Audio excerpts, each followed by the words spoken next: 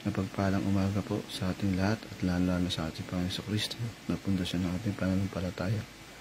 Hindi po, ako po si Brother Johnny mula po sa Doro PHH Dubai sa pangunguna po nila Pastor Nathan, Pastor Giling. Hindi po, tayo po yung manalangin sa ating devotion. Lord, maraming salamat po sa umaga ito, Lord. Dahil ko po, Panginoon, ako po manguna sa palitan niyo po ng kalakasan na nagmumula sa inyo, Panginoon. Hindi po, Maso Kristo, Diyos mo, Diyos anak, maraming salamat sa inyo pong pinakamataas na puri po samba. Tanging pang Jesus namin, Diyos. Amen. Hindi po, ang ating topic po ngayon ay mula po sa Hukom, sa Judges chapter 6 verse 1 to 16. Ito po ang sinasabi: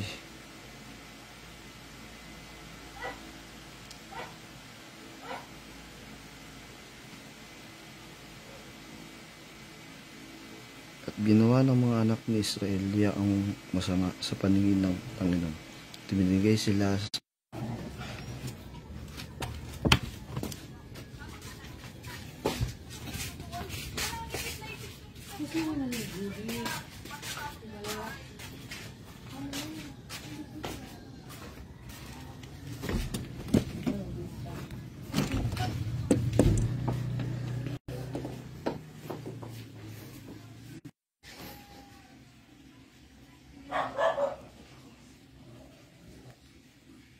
Panginoon, tayo po ay magsimula ulit.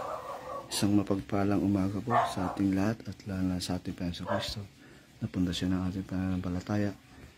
Muli po, tayo po manalangin. Ako po si Brother Johnny mula po sa Doro PHH Dubai, pangunguna po ni Pastor Giling, Pastor Nathan.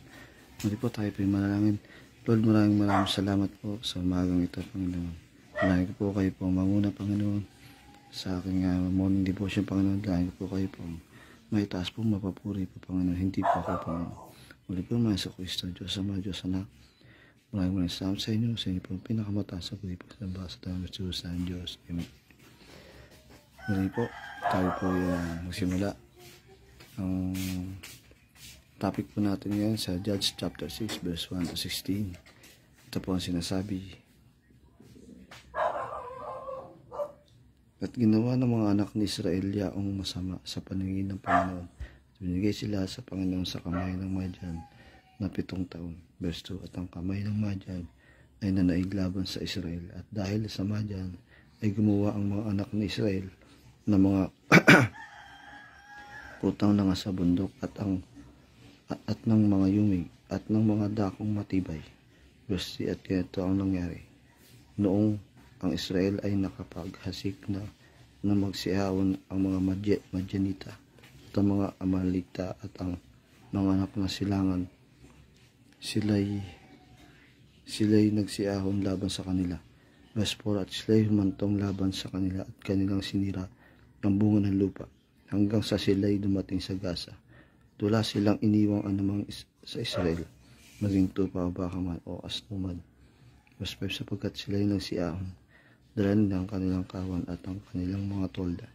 Sila sipasok na parang balang sa karamihan. Sila at ang kanilang mga kamilyo ay walang bilang. At kanilang pinasok ang lupang gibain. At ang Israel ay huminang totoo dahil sa Madyan. At ang mga anak ni Israel ay dumaing sa Panginoon. Kasi nangyari dumaing sa Panginoon ang mga anak ni Israel dahil sa Madyan. Verse 8, nagsugo ang Panginoon ng isang propeta sa mga anak ni Israel at sinabi sa kanila, ito ang sabi ng Panginoon ng Diyos ng Israel: kayo aking iniahon mula sa Ehipto at inilabas ko kayo sa bahay ng pagkaalipin. Verse 9, at pinapaging laya ko kayo sa kamay ng mga Ehipto at sa kamay ng mga pumipighati sa inyo, at aking pinalaya sila sa harap ninyo. Binigay ko sa inyo ang kanilang lupain. At aking sinabi sa inyo, ako ang Panginoon ninyong Diyos. Kayo huwag matatakot sa mga Diyos ng mga Amoreo na siyang lupain inyong tinatahan. Ngunit hindi ninyong dininig ang aking tinig. Verse 11, at ang anghel ng Panginoon ay naparoon at umupo sa ilalim ng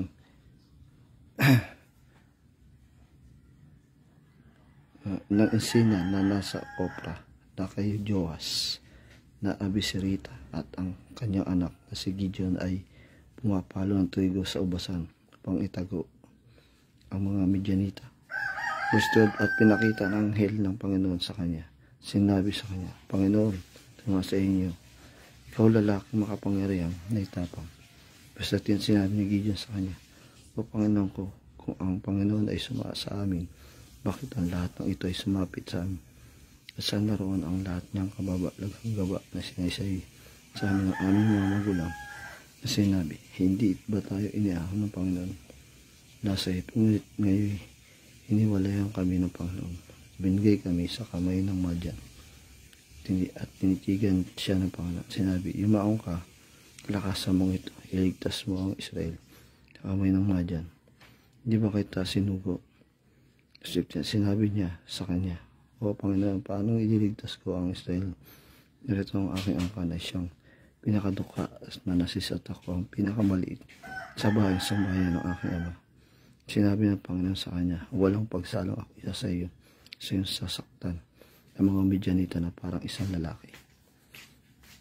Purihin po ang Panginoon. Ito po yung time na nag-backslide na naman po ang mga Israelita sa ating Panginoon, kaya pinasakop na naman sila sa ibang bansa, yung Midianita po. Pero sa panahong ito, may isa pong sinugo ang ating Panginoon upang iligtas po ang mga Israelita sa kamay po ng mga Midianita. Ito po ay si Gideon. Si Gideon po. Pero ang sabi dito, sabi ni Gideon, lahat naman po ng sinusugo ng Panginoon, hindi po sila baga, tulad po ni Haring David, baga maliit po si Haring David na talagang hindi siya makikita na isang mandirigma. Ganito rin po si Gideon na sinabi nga po ni Gideon dito, tinapat niya ang Panginoon. Sabi niya dito, at nagpakita ang anghel at sinabi sa kanya, Sumeyong ikaw na lalaking makapangyarihang may tapang. Verse 14, at tinignan siya ng Panginoon. Sinabi, yumaong ka, kalakasan mong ito, at iligtas mo ang Israel sa kamay ng Madianita. Hindi ba kita isinugo? Verse 15, at sinabi sa kanya, O Panginoon, paanong ililigtas ko ang Israel? Narito ang aking angkan, na siyang pinakaduka sa Manases. Ako ang pinakamaliit sa bayan ng aking ama. Amen. Pero sinabi sa kanya ng Panginoon, pinalakas siya ng Panginoon. Sinabi ng Panginoon sa kanya, walang pagsalang ako'y sasayo at iyong sasaktan ang mga Madianita na parang isang lalaki.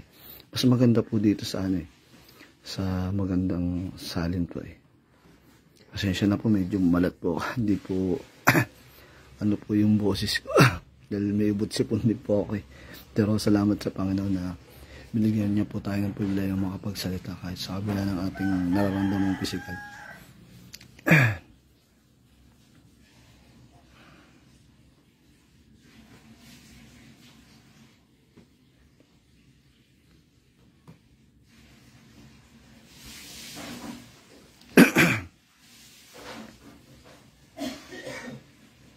Ito po ang sinasabi.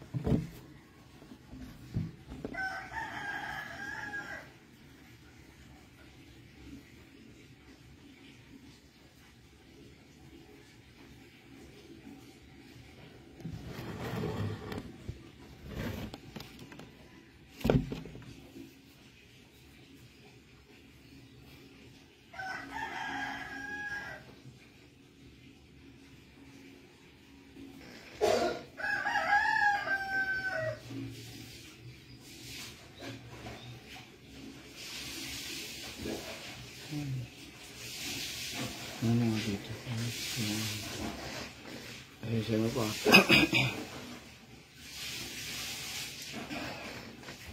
Ano yung ibang sabi?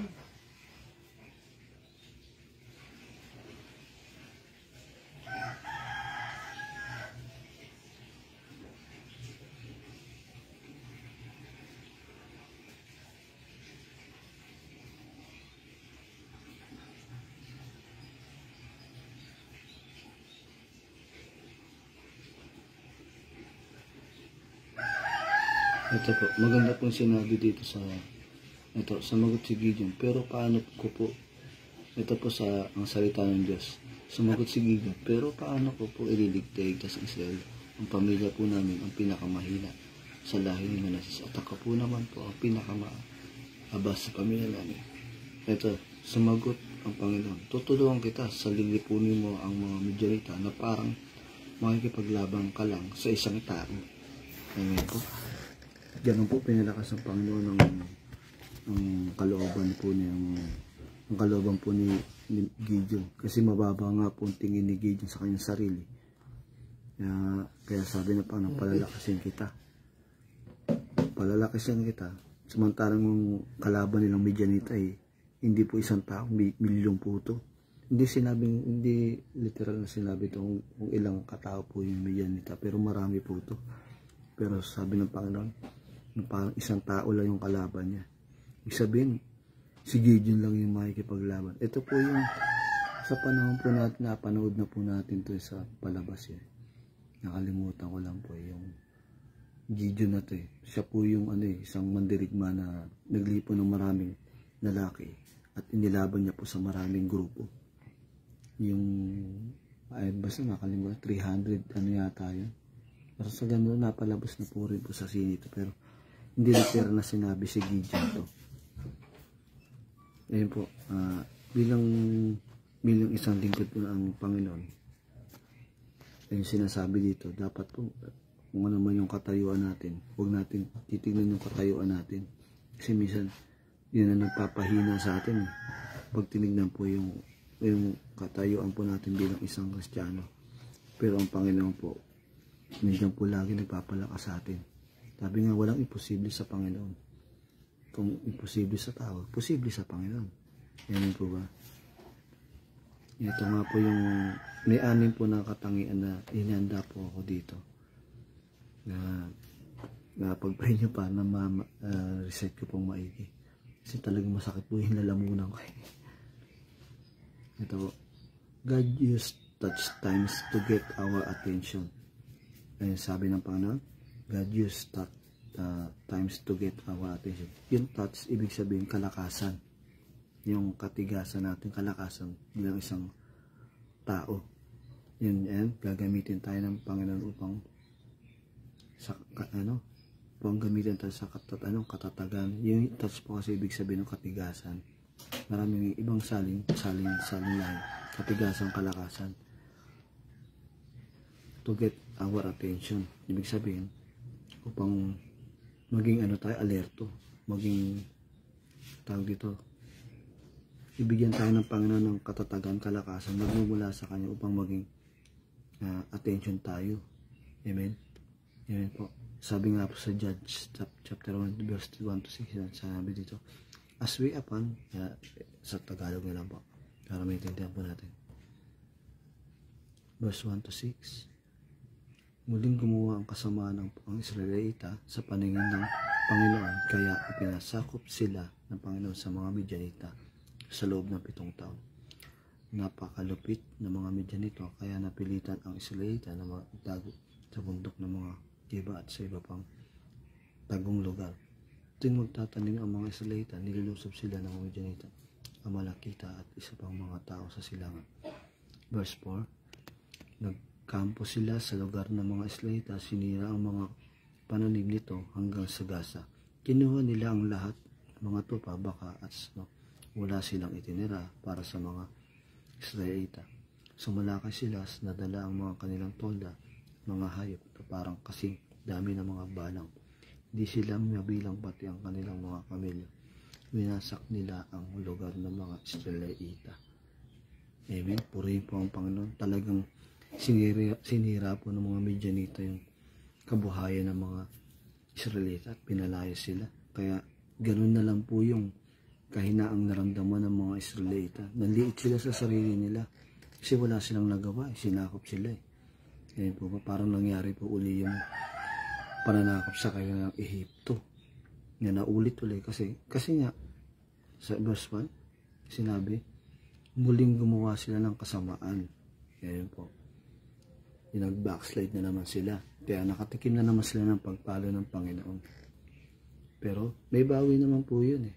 Ito po, sa verse, yung pangalawa pong punto natin. God sees more than we do. Amen. Ano sabi? God sees more than we do. Ano sabi ng Panginoon? Marami tayong magagawa. Kasi yung kaisipan ng mga Israelita dito, wala na eh. Nanghina na sila eh. Ayan po ba? Kasi nasakop na naman sila ng mga ibang nasyon, yung Midianita, na ulit-uli.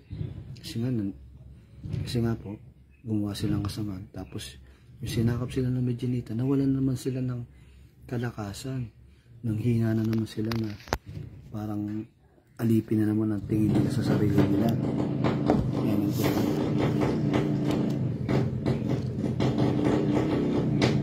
Kaya sabi ng Panginoon, God sees more than we do.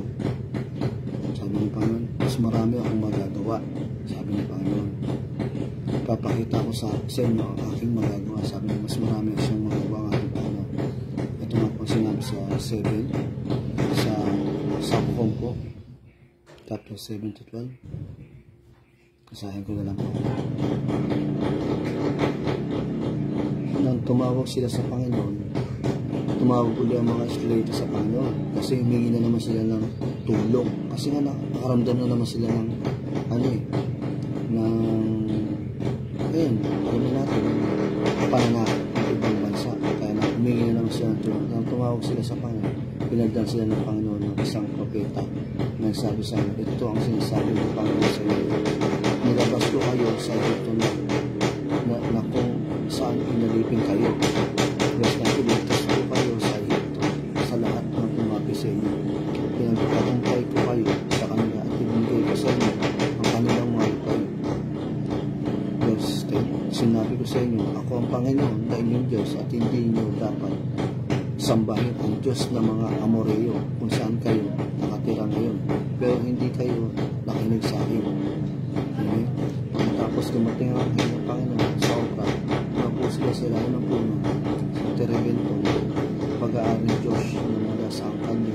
Sabi sa Gideon na anak ng Diyos at nagigiit noon ang trigo sa ilalim ng isang ulas para sa hindi makita ang mga Midianita ng trigo.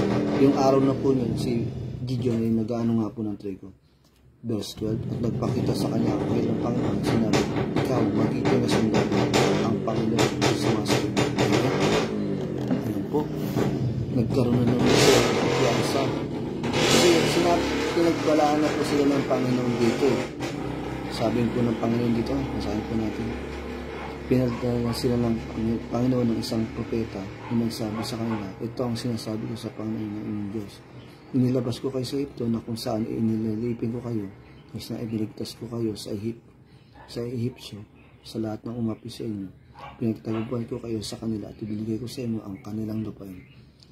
Verse 10, pero sinabi ng Panginoon na sa inyong lahat na hindi nyo man dapat sambahin. Kasi nga sumamba sila sa Diyos-Diyosan na mula sa Amoreo, kung saan nakatira sila. Kaya, pero yun nga lang, hindi sila nakinig sa Panginoon. Kaya ito nangyari. Sinakop na naman sila ng ibang nasyon, ng Midianita. Nakatikim na naman sila ng pagmamalupit ng ibang nasyon na naranasan nila sa kamay ng mga Ehipto. Pero nagkaroon sila ng pag-asa. Sinong tao? Si Gideon nga po. Ito, si Gideon, na anak ni Josh, na nagigit ng isang trigo. Yung nag-aano lang po ito, parang magsasaka. Ayan po. Malita tao lang talaga siya. Kumbaga titignan mo, parang mawawalan ka ng pag-asa kasi nga magsasaka lang tapos walang kalakasan. Maliit na tao nga lang daw siya. Tapos nagpakita sa kanya anghel at sinabi, ikaw na magitin na sundalo. Hindi naman siya magitin na sundalo. Kaya nagulat, ang Panginoon ay sumasa iyo. Yung pinakamaganda doon, isang sundalo, pagkasabi ng anghel sa kanya, ang Panginoon ay sumasa iyo. Yun, nagkaroon na naman sila ng pag-asa mga Israelita. Diba, ano sabi ko sa pangalawang punto ko? God is more than, yung pangalawang punto ko? God sees more than we do. Maraming magagawa ang Panginoon. Yung more than, ibig sabihin marami. Baga, pero sa tingin natin, ang marami, may hangganan yan. Pero ang Panginoon ay dakila. Walang hangganan yan. You know? Pero maraming magagawa ang Panginoon. Marami siyang kaparaanan. Kaya umasa po tayo sa Panginoon. Yan po. Kaya nagkaroon na naman po ng pag-asa ang mga Israelita sa pamamagitan po ni Gideon na ginamit ng Panginoon.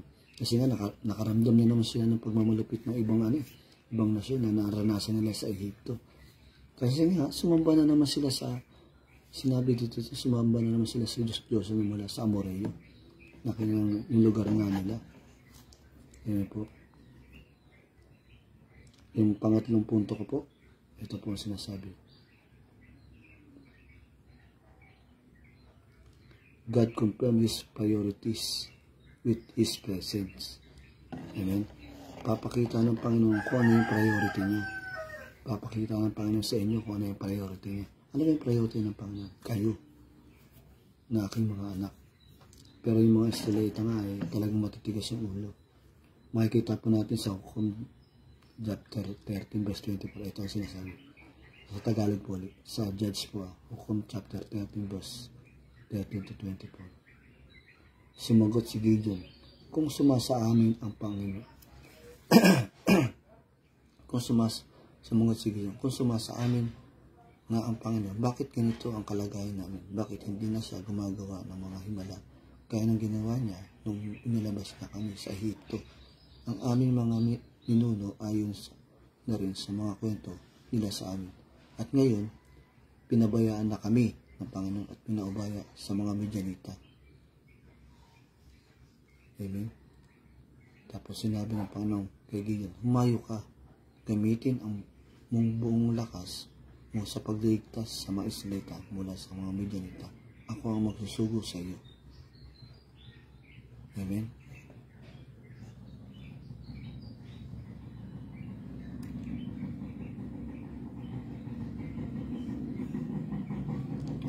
Ako ang magsusugo sa iyo, sabi ng Panginoon. Sumagot si Gideon, pero paano ko po maliligtas ang Israelita? Ang pamilya po namin ang pinakamahina sa lahi ni Manasseh. Ibig sabihin, mababang tao lang po sila sa lugar ng mga sa lahi ni Manasseh. Pero mababang lang po antas. At ako naman po ang pinakaba. Pinakaba, ibig sabihin mahina. Parang ganun po. Sa malalim na sa akin yung pinakaba. Sa pamilya namin, sumagot ang Panginoon, tutulungan kita sa lilipunin mo ang mga Midianita na parang isang nakikipaglaban ka lang sa isang tao. Pinalakas po ng loob ng Panginoon ng katauhan po ang loob po niya. Gideon, parang isang tao na nakakalabanan niya. Ang dami niya. At sinabi niya, kung nalulugod po kayo sa akin, Panginoon, bigyan niyo po ako ng palatandaan na kayo talaga ang nag-utos sa akin. Sinabi ni Gideon, kung talagang kayo po nag-utos, bigyan niyo akong ng sign, sabi ni Gideon. Pero huwag po muna kayong umalis dahil kukuha ko ng mga ihanda ko sa inyo. Sumagot ang Panginoon, hihintayin kita. Umuwi si Gideon at nagluto ng isang batang kambing at gumawa siya ng tinapay na walang pampatsa gamit ang kalahating sako ng harina. Tapos inilagay niya sa karne sa basket at ang sabaw nito at dinala niya sa pagkain ng anghel doon sa puno ng terebinto. Sinabi sa kanya ang anghel ng Diyos, ipatong mo ang karne at itinapay sa batong ito at buhusan mo ng sabaw. Sinunod ni Gideon. Pagkatapos inabot ng anghel ng Panginoon ang pagkain sa pamamagitan ng tungkod na hawak niya. Bigla na lang lumabas ang apoy mula sa bato at tinupok ang karne at ang tinapay at nawala ang anghel ng Panginoon. Napatunay ni Gideon na anghel nga ang Panginoon. Nung nakita niya sinabi niya, "O Panginoon Diyos, nakita ko pong harapan ang anghel niyo." Pero sinabi niya sa Panginoon, "Huwag kang mag-aalala at matakot. Hindi ka mamamatay." Nagpatayo si Gideon ng altar para sa Panginoon at tinawag niya itong nagbibigay ng kapayapaan. Amen. Purihin po ang Panginoon. Kasi hiningi po ng sign po ang si Gideon kung talagang sumasa kanya paano. Kasi nga wala po siyang kalakasan. Mahina ang tingin sa sarili niya. Pero pinalakas po siya ng Panginoon. Ayun nga po yung mga sinyalis na ito binigay sa kanya. Amen po. Yung pang-apat na punto po natin.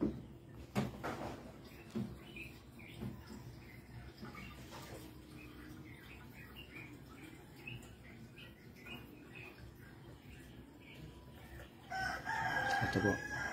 Private faithfulness is a prerequisite to the public usefulness. Pribadong pananampalataya. Yung prerequisite is ibig sabihin po nito, kinakailangan.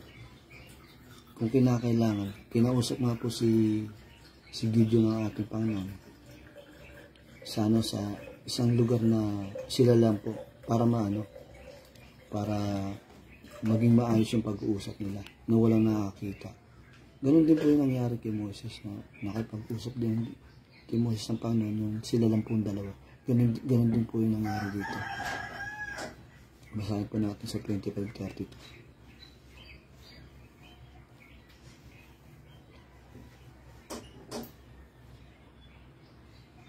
Yung gabing rin yun, sinabi ng Panginoon kay Gideon, "Kunin mo ang pangalawa sa pinakamagandang toro ng iyong ama, iyong 7 taong gulang na pagkatapos gibain mo ang altar para kay Baal na ipinatayo ng iyong ama at gibain mo yun ang posteng simbolo ng Diyos si Asherah na nasa tabi ng altar nito. Pagkatapos magpatayo ka ng tamang altar para sa akin, ang Panginoon ng iyong Diyos sa ibabaw ng bundok na ito. Pagkatapos ialay mo sa akin ang baka bilang handog na sinunod at gamitin mo panggatong ang pinutol mong poste ni Asherah." Basta ito sa huwag mamaya na. Kaya sinama ni Gideon ang 10 niyang utusan.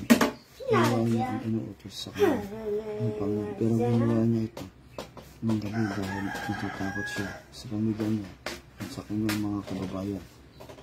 Diba? Sinabi dito, kaya sinama ni Gideon ang 10 niyang utusan. May 10 siyang utusan. At ginawa niya ito, inuutos sa kanya ng Panginoon. 10 lang. Pero ginawa niya ito ng gabi dahil natakot siya sa pamilya niya at sa kanyang mga kababayan. Diba? Nilihim ni Gideon na usapin ng Panginoon. At sinama niya lang 10 utusan niya. Kinaumaga nakita ng mga tao, nagiba na ang altar para kay Baal at putol-putol na ang poste na Asherah na ito at ipinanggatong sa baka na inandog ng bagong altar. Tinanong nila ang isa't isa kung sino ang gumawa nun. Inusisa nila at nalaman si Gideon na anak ni Diyos ang gumawa. Kaya sinabihan ni Joash, "Palabasin mo rito ang anak mo, dapat siyang patayin dahil giniba niya ang altar para kay Baal." Pinagputol-putol sa poste ni Asherah. Tabi nito, ginawa pala ni Gideon, sinira niya yung Diyos-Diyosa na sinasamba ng mga Israelita, yung si Baal na.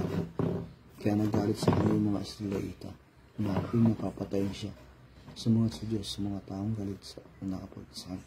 Makipagtayo ba kayo sa akin para kay Baal? Pinagtanggol niya ba siya? Nagtanggol sa kanya ang dapat patayin sa mga ito. Kung si Baal ay totoong Diyos, pagtatanggol niya ang sarili niya na gumawa sa altar niya. Basta rito, mula noong tinawag ni Gideon ang Jerubal na ang ibig sabihin ay hayang ipagtanggol ni Baal ang kanyang sarili dahil giniba niya ang altar ito. Yung nga pinagiba ng Panginoon yung Diyos ng si Baal kay Gideon. Mamaya na. Yan po. Yan po yung pinagawa ng Panginoon kay Gideon. Una, yung gagain yung Diyos na sinasamba ng mga Israelita. Yung nga po yung tinawag ni Gideon, tinawag ng Jerubal. Na ibig sabihin, kapag tanggol ng Baal ang kanyang sarili. Kasi nga walang kakayahan yung Baal na yun. Ginawa nila yung Diyos doon. Kasi ribulto lang yun. Walang kapangyarihan. Kaya pinakita ng Panginoon yung kapangyarihan sa pamamagitan ni Gideon. Kinibahan niya yun. Pero ginawa ni Gideon yun yung time na gabi para walang nakakita. Amen po. Yung pang-limang punto po natin, ito po yung sinasabi. God is a patient with our faith process. Ano yung ibig sabihin? Ang Panginoon ay mahabang ang pasensya sa ating pananampalataya sa Kanya. Kasi nga, pag ganun yung pananampalataya ng Israelite, on and off eh. Ayun, nakagawa na naman sila ng kasamaan, kaya pinabayaan na naman sila ng Panginoon, nakatikim na naman sila ng pagpalo. Kaya nga, pero ang Panginoon ay mahaba ang pasensya. Hindi na naman sila pinabayaan, binigyan na naman sila ng pag-asa. Tinulungan na naman sila. Ito ay makikita nga po ito sa Hukom chapter 7 verse 1 to 8. Sa Judges po chapter 7 verse 1 to 8. Nang araw na yun, nakagong gumising si Jerubal na siya rin tawag kay Gideon. Jerubal po pala, ito po yung tawag kay Gideon. Kasama ng mga tauhan niya. Nagkampo sila sa may bukal na harod. Nagkampo ang mga Midianita sa hilaga nila, sa lambak na malapit sa mundok ng Moreh. Sinabi ng Panginoon kay Gideon, napakarami mong kasama. Baka isipin nila na natalo nila ang mga Midianita dahil sa sarili nilang kakayahan at hindi dahil sa akin. Kasi kaya sabi mo sila, kung sino ang man ang natatakot ay maaari nang umalis sa mundok ng Gilead at uwi na. Ang sinabi ito ni Gideon, umuwi ang 22,000 at 10,000 na lang ang natira. Pero sinabi ng Panginoon kay Gideon, marami pa rin ang maiiwan dahil dalhin mo sila sa ilog at susubukin ko sila kung sino ang sasabihin ko makakasama, isama mo, at ang sasabihin ko na huwag isama ay huwag mong isama. Verse 5. Kaya dinala sila ni Gideon sa ilog at do'y sinabi ng Panginoon, ibukod mo ang lahat ng umiinom ng tubig sa kanilang kamay na parang uminom na aso. At ibukod din ang mga umiinom na nakaluhod. May 300 tao na uminom sa kanilang mga kamay at ang iba naman ay uminom ng nakaluhod. Sinabi ng Panginoon, sa pamamagitan ng 300 taong ito ay ililigtas ko kayo at pagtatagumpayin sa Midianita. Ang mga natirang tao ay pauwi mo na sa kanilang lugar. Amen. Napanood na nga po natin na ito yung 300. Hindi ko matandaan, ito po yung greatest actor natin ang gumanap dito.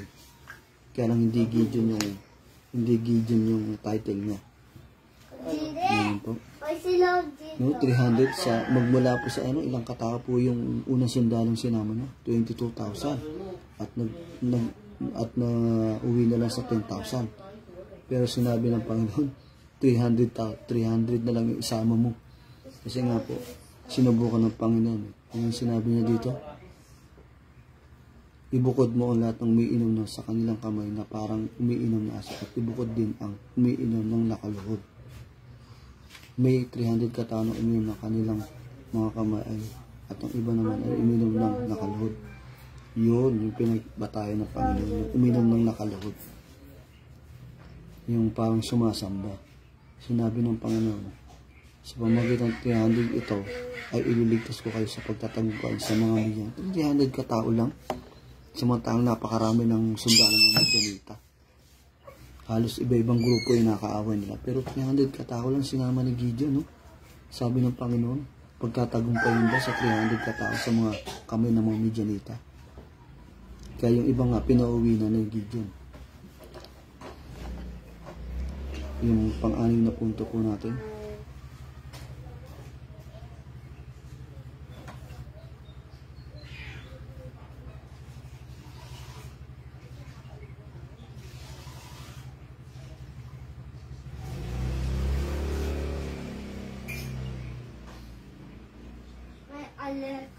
Dito.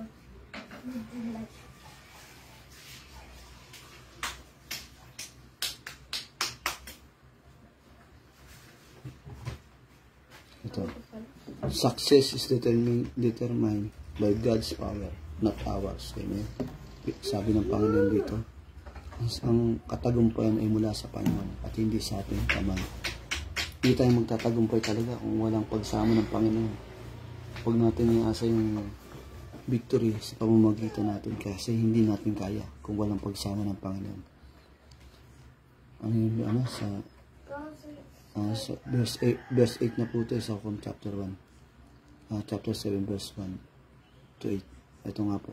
Kaya pinawi nga sila ni Gideon matapos ipaiwan ang mga nangunitong baon at pinaiwan din nila ang taong tinatag kataong ngayon at ang kampo ng Midianita ay nasa ibaba lang ng bundok kung saan itaas niyo naroon sila sa Gideon. Amen. Napakaganda po ng mensahe ito na talagang nandun po yung pagsama lagi ng Panginoon sa mga Israelita. Magmula sa pagtalikod nila, pagligtas ng Panginoon, yung sinakop sila ng mga Ehipto, inirigtas sila. Ngayon, sumamba na naman sila sa Diyos-Diyosan, nakagawa na naman sila ng kasamaan. Ngayon, nakatikim na naman sila ng pagpalo, sinakop sila ng Midianita. Ganun po sa ating buhay bilang isang Kristiyano. Na minsan po, ayun na, hagawa tayo ng kasalanan. Hindi mga bagay na hindi nakakalugod sa Panginoon. Talagang nakakatikim tayo ng pagpalo. Pero nandyan yung Panginoon eh. Ang sabi ng Panginoon sa verse ay yung pang-5 punto na mahaba ang pasensya ng Panginoon sa atin. Na nandyan siya lagi. Na kahit ano man yung gagawang kasalanan natin, na nakakalimutan natin siya. Nandyan siya hanggang tumanggap sa atin. Ayan po. Kaya nga po minsan, hanggang saan ba yung pagtitintip yung pasensya ng Panginoon? Walang hanggan kasi dakila ang Panginoon. Pero ang tao, may silang pasensya. Ayan po. May silang pasensya ng tao. Na minsan galitin mo lang ng isang beses yun, talagang mapupuno. Pero ang Panginoon, walang hanggan. Ayan po. Purihin po ang Panginoon. Sa basahin nito, ito po yung nagbibigay pag-asa natin. Huwag tayong mali sa sarili natin. Kasi sa sarili natin kakayan, wala talaga tayong magagawa. Pero sa tulong ng Panginoon, amen, magagawa po natin yung victory. Amen. Kung titignan natin, sa sariling kakayan, talagang wala. Sa akin nga po, talagang tinitignan ko yung sarili ko, wala talagang kakayan. Pero tinitignan ko yung Panginoon na pinaglilingkuran ko. Dahil sa Kanya lang po ako umaasa. Kaya kung minsan po, nakakatingin tayo ng pang-aapi, pag-pray natin yan. Kasi ang Panginoon ay kikilos sa atin. Kasi ang Panginoon ay dakila. Kung ano man yung ginagawang pang-aapi sa atin ng ibang tao, ipag-pray natin sa Panginoon, huwag tayong gaganti. Kasi ang Panginoon ay dakila. Ipapakita ng Panginoon yung kapangyarihan niya. Minsan, kung ano man yung ginagawang pang-aapi sa ng ibang tao, tutulungan ka ng Panginoon. Talagang kasi ang Panginoon ay wala sa mga nangaapi. Kalaban yan eh. Yung mga nangaapi sa kaawayan natin. Nasaan ang Panginoon sa mga inaapi. Yan po. Nandun ang Panginoon sa mga taong mababa. Kaya pinakita dito si Gideon. Yan po. Mababang tao lang yung tingin ni Gideon sa sarili niya. Sabi niya, siya yung pinakamababang antas sa lahi ni Manases. Baga sa mga ordinaryong tao lang to.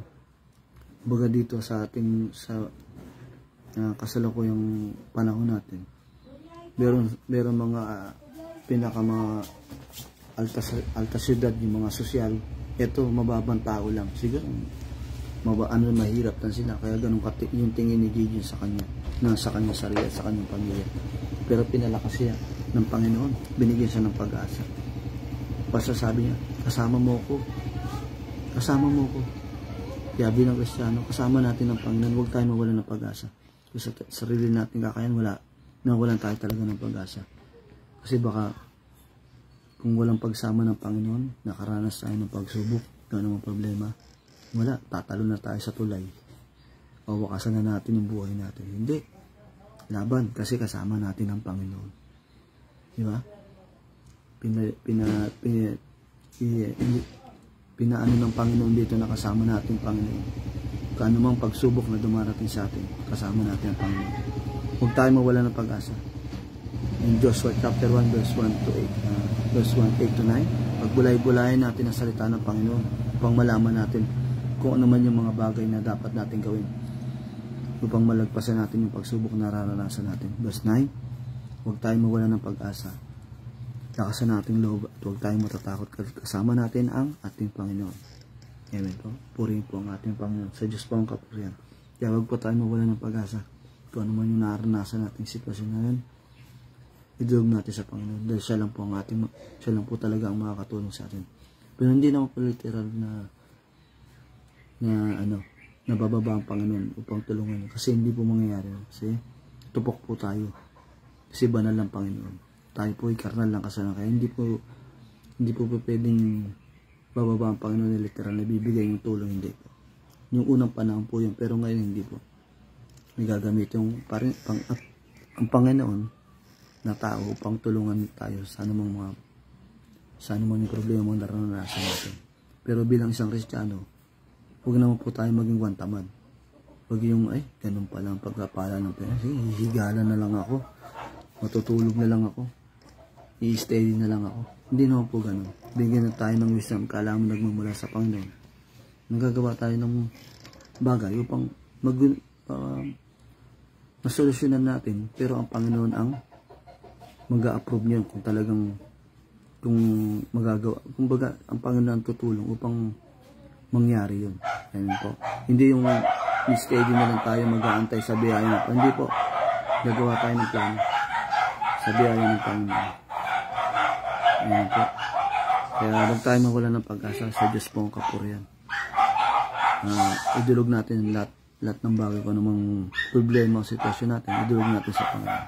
Ayan po. Sa Diyos po ang kapurihan. To God be the glory po.